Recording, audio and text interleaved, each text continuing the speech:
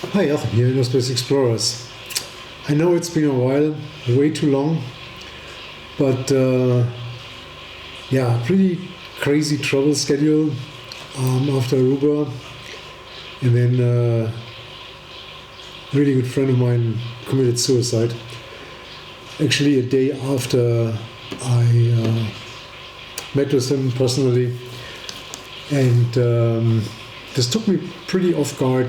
And so honestly speaking, my mind was just completely elsewhere and not really into video.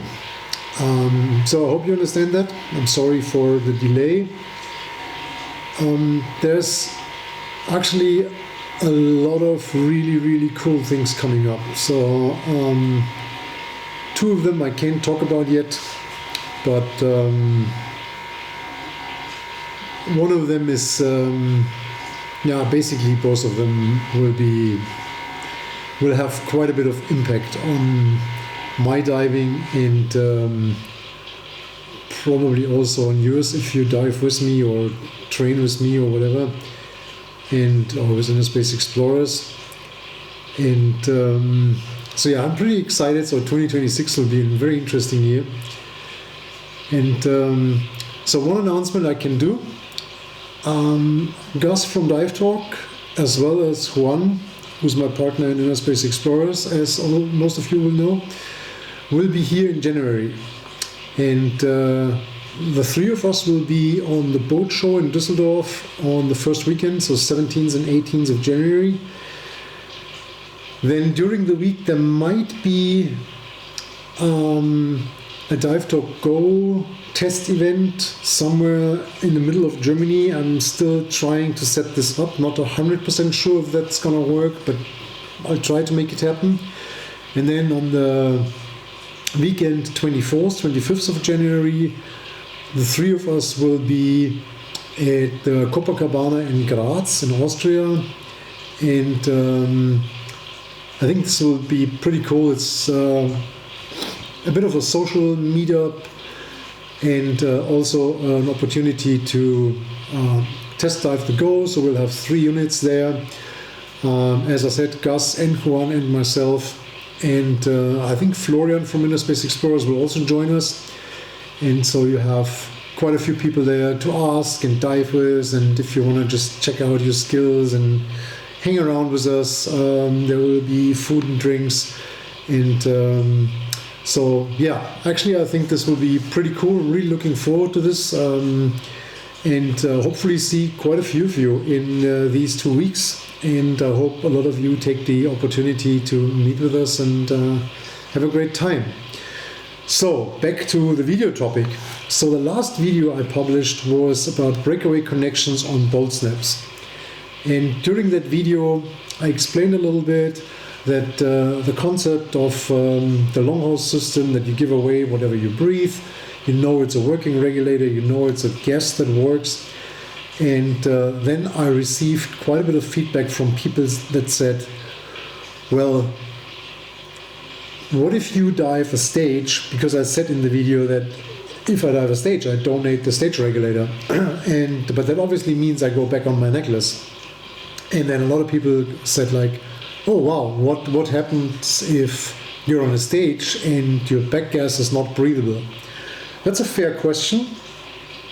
And as this came up quite a few times, I thought it's probably worth getting back to that. So, I mean, that obviously goes towards hypoxic gases. And for those of you who are not familiar with trimix and all of these things, if the oxygen content of the mixture that you're breathing goes below 21% oxygen, we talk about an hypoxic mix. And obviously, if the oxygen content goes below 16%, this gas is considered hypoxic on the surface. So if I cannot maintain a partial pressure of oxygen of minimum 16%, then I will feel hypoxic symptoms. And if the oxygen content drops below 0.1, then actually I will become unconscious very soon, 2 breathing cycles, and if then the oxygen level is not elevated again, the person will die. So that means if I dive, let's say, at 1080, or if I breathe at 1080, for example, this means 10% oxygen, 80% of helium. Again, for those of you not familiar with trimix diving, the first number always indicates the content of oxygen, the second one the content of helium, and then the balance is nitrogen. So 1080 is 10 oxygen, 80 helium, and obviously 10 nitrogen. So if I would breathe a 1080 on the surface, that most probably will be fatal and will lead to unconsciousness very, very fast. So I have to go minimum to 6 meters to be able to breathe that without immediate effects. So 1080 is like 100-meter gas, so that's already pretty extreme. I know people diving deeper, etc., etc. I dive deeper, but just from the general point of view, that would be the first gas that would really cause issues if I would donate my regulator at 6 meters or shallower and then go back on that gas. So for example, I'm in my oxygen stage, 6 meters, or I'm on my way to 6 meters, reach 6 meters, donate my 50% decompression stage because that's what I'm breathing, and I go back on my 1080, that would still not kill me at 6 meters. So why would I donate my oxygen to another diver? Think about it. So that means that we were on a 100-meter dive or somewhere in that region. I have my back gas, which is the 1080, plus I have minimum 3 decompression gases. So this means that the other diver that obviously has the same amount of gas, we are at 6 meters and that person doesn't have any back gas anymore and lost all of his other gases. So that person is completely empty, all of his. There's 3 stages and his back tanks, and he comes to me and like, can you give me gas? What scenario should that be? That's completely unrealistic. And I understand the concern, and obviously on paper that question makes a lot of sense. But if you look at the reality, it doesn't. So, I mean, first of all, who dives open circuit trimix to these depths today? Just doesn't make any sense. There's a video about that where I'm talking about the future of open circuit trimix diving.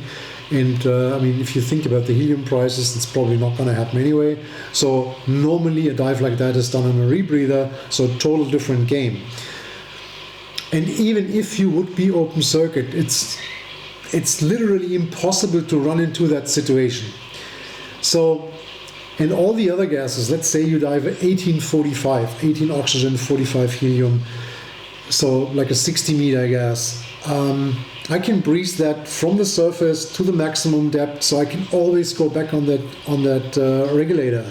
So there is no real scenario where I would be on a back gas that I cannot breathe at that depth, unless it's 10% or less, and then again, why would I do that at 6 meters? It just doesn't make any sense. That person could always, picture it. We come up, we go to 6 meters, I switch to my oxygen, my partner switches to his oxygen and realizes, oh, my oxygen doesn't work. Regulator's broken, tank's empty, tank's gone, whatever. So that person comes from a 50%.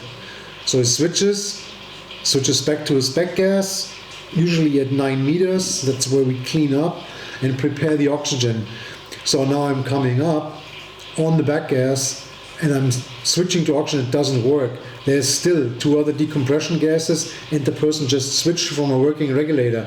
There is just no scenario where that person would be like, oh, all my gas is gone, let's go to Achim's oxygen. That doesn't happen. So that's a very, very unrealistic scenario, and that's why I described the scenario as I did in this video. I always donate what I breathe, and if I'm on a stage, I donate the stage regulator because, again, I know it's the correct gas and I know the regulator is working.